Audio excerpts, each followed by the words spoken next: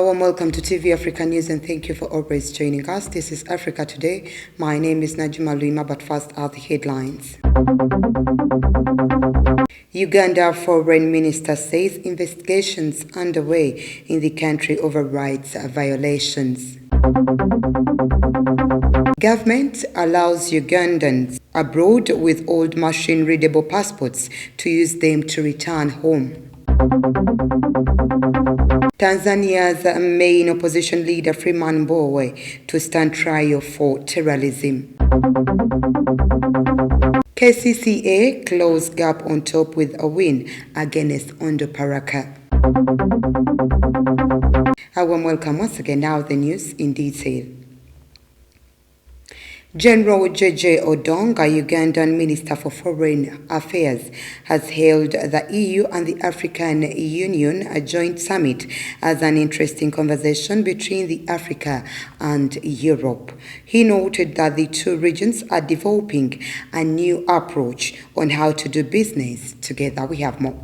While reacting to a recent statement from the EU condemning the use of torture and the violations of human rights in Uganda, in an exclusive interview on the sidelines of the Key Summit on Friday, General J.J. Odong admitted that certain actions have happened and added that investigations are being carried out to hold the perpetrators accountable.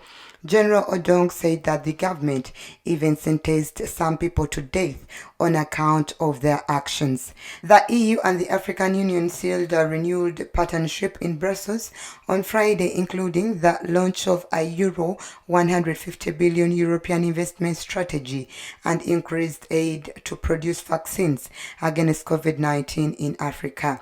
The Europeans are also paving the way for a greater reallocation to Africans of the International Monetary Fund's special drawing rights for rich countries, but without a firm commitment, according to the joint declaration adopted at the 6th summit of the two organizations. According to the formula used by Senegalese President Macky Sall, Africa's common vision is to consolidate a renewed partnership for solidarity, security, peace, and sustainable economic development. The Uganda Police Force has been tasked to ensure that all cases of sexual gender-based violence are conclusively and expeditiously investigated and perpetrators are penalized. Adekemi Ndieli, the United Nations Women's Deputy Country Representative, says the reason SGDV cases are still prevalent in the country is because investigating agencies fail to do their job. We have more on this report. The 2016 Uganda Demographic and Health Survey revealed that up to 22% of women aged 15 to 49 in the country had experienced some form of sexual violence. The report also revealed that annually 13% of women aged 15 to 49 report experiencing sexual violence. This translates to more than 1 million women exposed to sexual violence every year in Uganda. However, it is noted that the majority of gender-based violence cases are not reported due to fear by victims that they will be incriminated, while in some societies, gender-based violence is socially acceptable. If we're talking about rights of people, rights of women and rights of girls, for somebody now to have life negatively impacted upon probably for the rest of your life is last month, you can advise me, we saw a woman in Kayunga. She hanged herself and hanged her children. Violence against women has recently taken new, more sophisticated forms. An increasing number of women are, for instance, reporting cyberbullying and abuse through social media and smartphones. The UN Women has handed over an assortment of items to the Uganda Police Force to enhance their ability to investigate gender-based violence cases. Although efforts to curb gender-based violence have been made, the police have been tasked to ensure that all perpetrators of sexual gender-based violence are brought to book to restore sanity in the communities.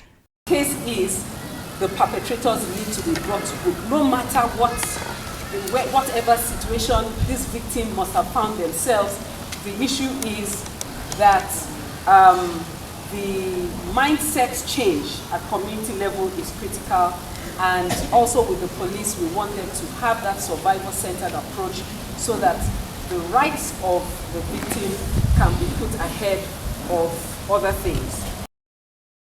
Among the items donated to police are 3 customized evidence vans, 18 scene of crime officer kits, cameras, DNA equipment, among others. Nalgo Muyingo, Africa Today.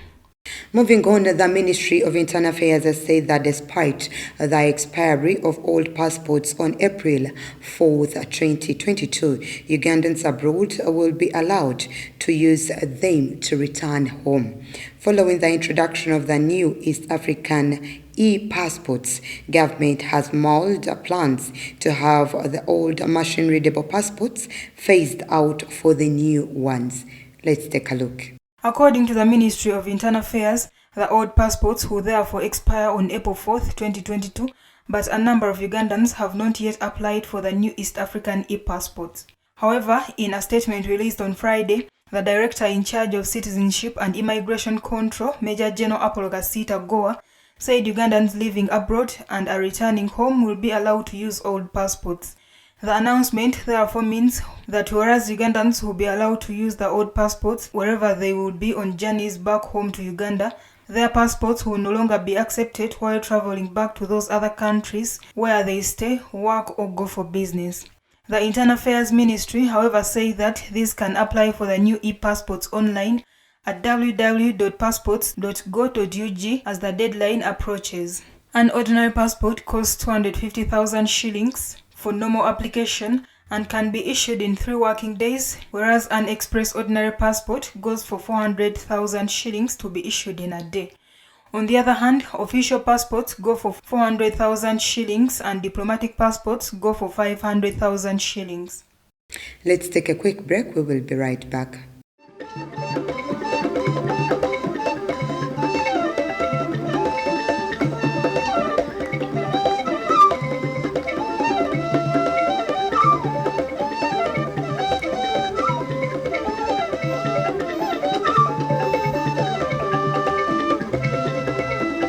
Welcome back. You're still watching TV Africa News.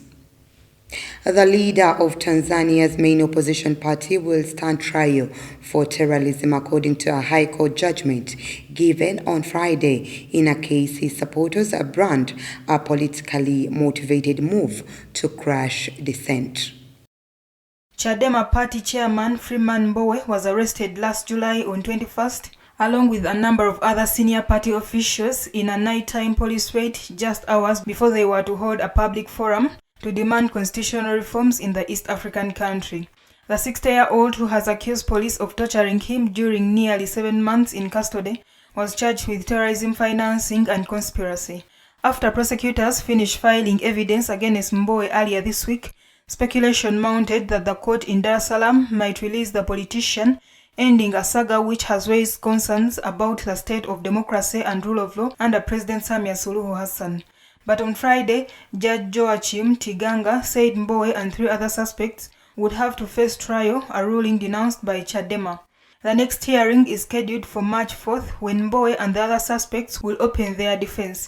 Crowds of supporters cheered Mbowe as he arrived at the court, with representatives from foreign embassies also present at the hearing. Chadema has said prosecutors accuse Mbowe of conspiring to attack a public official and giving 600,000 Tanzanian shillings towards blowing up petrol stations and public gatherings and cutting down trees to block roads.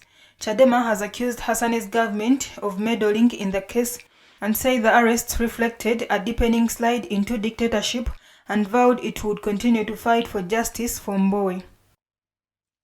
Mali's army-led government asked France on Friday to withdraw its troops from the Sahel state without delay, calling into question Paris' plans to pull out over several months. A government spokesman added in a statement announced on public television that the results of France's 9-year military engagement in conflict-torn Mali were not satisfactory. Let's take a look. Mali's government spokesman Colonel Abdoulaye Maïga called the French withdrawal a flagrant violation of accords between the two countries. He said that in view of those repeated breaches of defense agreements, the government invited the French authorities to withdraw without delay. President Emmanuel Macron said on Friday, in response to a demand from Bamako's ruling junta that the force depart without delay, that France's troops will leave Mali in orderly fashion. On Thursday, French President Emmanuel Macron announced that he was withdrawing troops from Mali after a breakdown in relations with the nation's ruling military junta. Relations between the two countries deteriorated sharply after Mali's army seized power in a coup in 2020 and later defied calls to restore civilian rule swiftly. The French pullout after nearly a decade is also said to see the smaller European Takuba Force of Special Forces created in 2020 leave Mali. In response to the demand, France President Macron told a media conference after a summit in Brussels that while the French soldiers will withdraw in line with his announcement a day earlier, they will do so in a way to continue providing protection for the UN stabilization mission in Mali, MINUSMA, and other foreign forces in the country. Away from that, a United Nations independent expert accused Central African authorities and Russian paramilitaries of systematically obstructing the work of investigators and denounces abuse by Russian allies against the civilian population. While at a press conference in Bangui, the UN used the term other security personnel to refer to the hundreds of Russian paramilitary forces who fight alongside the army and who have helped them over the past year push back rebels from their strongholds. The Central African Republic has been mired in civil war since 2013. While violence had decreased in recent years, it resumed abruptly when rebels launched a failed offensive to overthrow President Faustin Archange Todre in late 2020. In 2021, the UN accused the mercenaries and the Central African Forces of abuse, alongside its ongoing condemnation of crimes committed against civilians by the country's rebel groups. In the new report, which covers the period from October to February, Guterres touches in particular on an operation carried out near Bria, some 370 miles northeast of the capital Bangui, by the National Army and paramilitaries. The operation, which occurred in mid-January, resulted in 17 civilian deaths and displacement of the general population, the report said, without providing further detail. MINUSCA has around 15,000 soldiers and police with an annual budget of approximately $1 billion. Moving on, the president of Benin, Patrice Talon, inaugurated an exhibition on Saturday showcasing 26 royal treasures returned by France last November. The items on display to the general public from Sunday were returned nearly 130 years after they were stolen by colonial forces. The 26 pieces, some considered sacred in Benin, are being displayed in a 2,000 square meter space in the presidential palace in Cotonou in a show entitled Benin Artists Today and Today. The pieces are to be displayed next to works of 34 contemporary artists as part of a €1 billion initiative to ramp up the country's cultural infrastructure. The return of the artifacts by France comes as calls grow in Africa for Western countries to hand back colonial spoils from their museums and private collections. Britain, Belgium, the Netherlands, and Germany have all received requests from African countries to return lost treasures. Germany and Belgium have taken similar steps to France, initiating restitution processes with Nigeria and the Democratic Republic of Congo. The 26 pieces returned in November after 2 years of of negotiations between Paris and Cotonou were stolen in 1892 by French colonial forces from Abomey, capital of the former Dahomey Kingdom, located in the south of modern-day Benin. The items were taken from Abomey, capital of the former Dahomey Kingdom, located in the south of present-day Benin. French lawmakers have passed a bill allowing Paris to return artifacts to both Benin and Senegal, another former French colony. Let's once again take a quick break. We will be right back.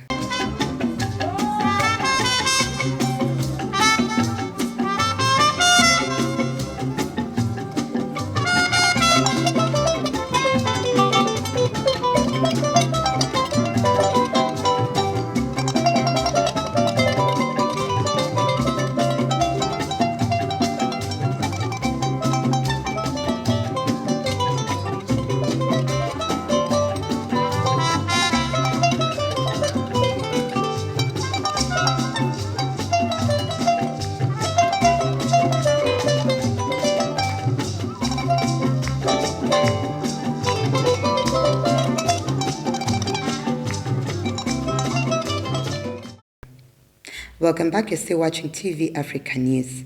Ethiopia began generating electricity from its mega dam on the Blue Nile on Sunday, a milestone in the controversial multi-billion-dollar project. Ethiopian Prime Minister Abiy Ahmed described the start of power generation at the controversial Grand Ethiopian Renaissance Dam on Sunday as a milestone. The Grand Ethiopian Renaissance Dam is said to be the largest hydroelectric scheme in Africa, but has been at the center of a dispute with downstream nations, Egypt and Sudan, ever since work first began in 2011. The dam, built on the Blue Nile, is said to be Africa's largest hydroelectric project once fully completed in 2024. Addis Ababa deems the project essential for the electrification and development of Africa's second most populous country, but Cairo and Khartoum fear it could threaten their access to vital Nile waters. The Ethiopian Prime Minister dismissed concerns raised by Egypt and Sudan, saying that this project is necessary for the country's electrification and development. Talks held under the AU species of the African Union have so far failed to reach agreement in terms of filling and operating the dam's reservoir. The dam was initiated under former Prime Minister Meles Zenawi, the Tigrayan leader who ruled Ethiopia more than 2 decades until his death in 2012. Civil servants contributed 1 month's salary towards the project in the year of the project launch, and the government has since issued dam bonds targeting Ethiopians at home and abroad. But officials on Sunday credited Abiy with reviving the dam after what they claim was mismanagement delayed its project. Only one of the 13 turbines is currently operational, with an installed capacity of 375 megawatts. A second turbine is scheduled to start operating within months. The dam is expected to produce more than 5,000 megawatts of electricity, more than doubling Ethiopia's electricity output.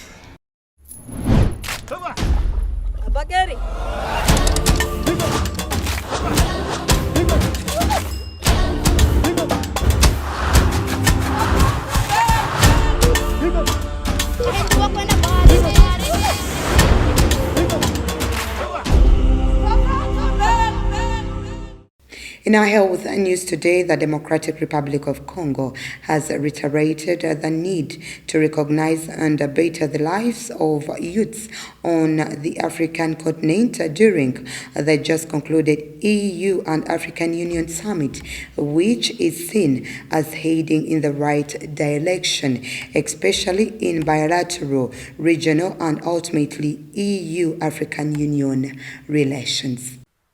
Speaking to journalists, the DRC Prime Minister Jean-Michel Sama Lukonde highlighted other several issues like vaccines production on the continent and further called on the strengthening of the EU-AU bilateral partnership in the future. He said that the main issues were peace, security, the financing of projects, not only at the level of infrastructure, but especially youth entrepreneurship, because it concerns youths women, young girls. He added that they must also check on the vaccine coverage, especially with the possibility of having job production as it is today in certain African countries in the Democratic Republic of Congo, which must also be extended to other diseases such as malaria and tuberculosis. 6 African countries have been chosen to establish their own mRNA vaccine production, according to the World Health Organization, with the continent largely shut out of access to COVID jabs. Egypt, Kenya, Nigeria, Senegal, South Africa, and Tunisia were selected as the first recipients of technology from the WHO's Global mRNA Vaccine Hub in a push to ensure Africa can make its own jabs to fight the COVID and other diseases.